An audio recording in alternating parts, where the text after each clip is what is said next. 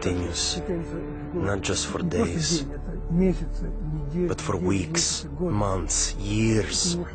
You cannot get rid of it.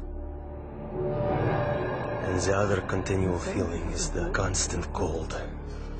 Terrible cold. Sometimes I felt as if my blood circulation was slowing down. I was personally amazed at the power of endurance, because by all accounts, I should have become seriously ill and died a long time ago.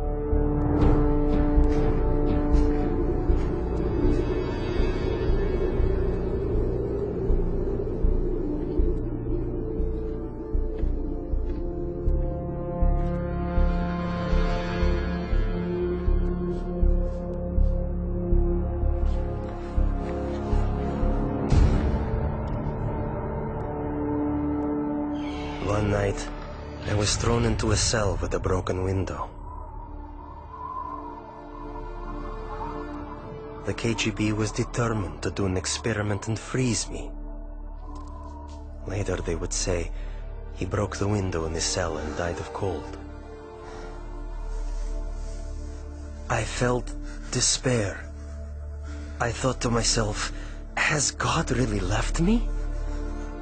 Am I really forgotten and neglected? Have my years of suffering been in vain?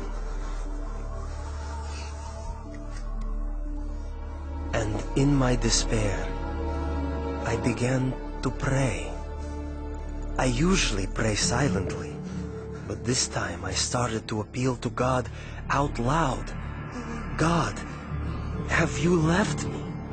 My cries were bursting from my heart literally, in utter despair.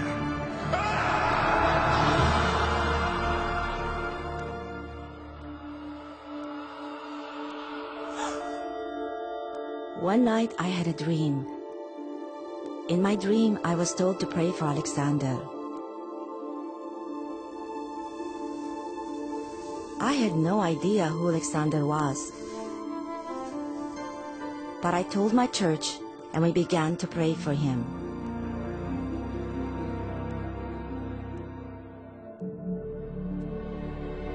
And right then, I suddenly felt a palpable physical warmth. Not the kind that comes from a heater, but like when a mother draws her freezing child to her breast and warms him with her tearful breath of compassion. It was a very living, human warmth. It penetrates you as if piercing you to the heart. And inside your heart, a spring opens up, out of which flows peace. A wonderful, magnificent, soothing peace.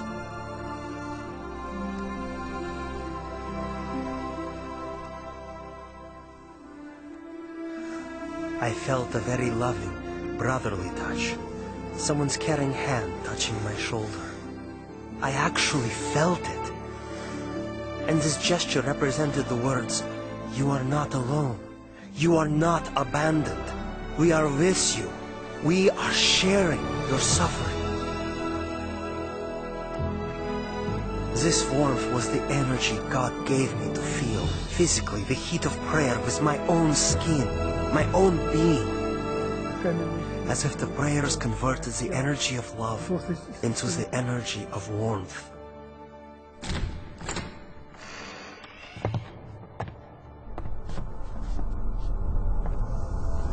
In the morning, it was a shock to my executioners. They couldn't understand. I wasn't simply alive, but my temperature was the same as that of a normal person.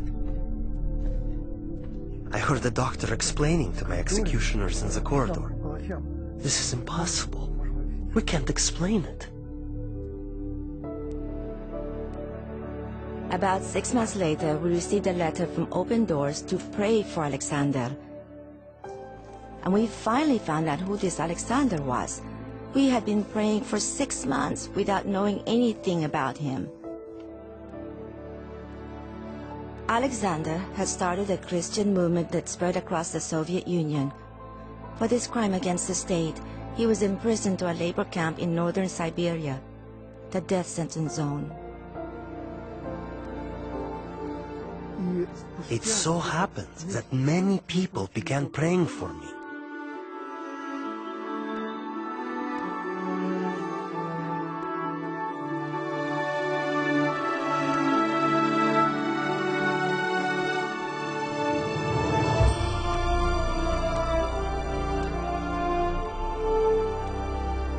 And that was exactly when they released me. Prayer opened the prison doors, and as the gospel affirms, set the captives free.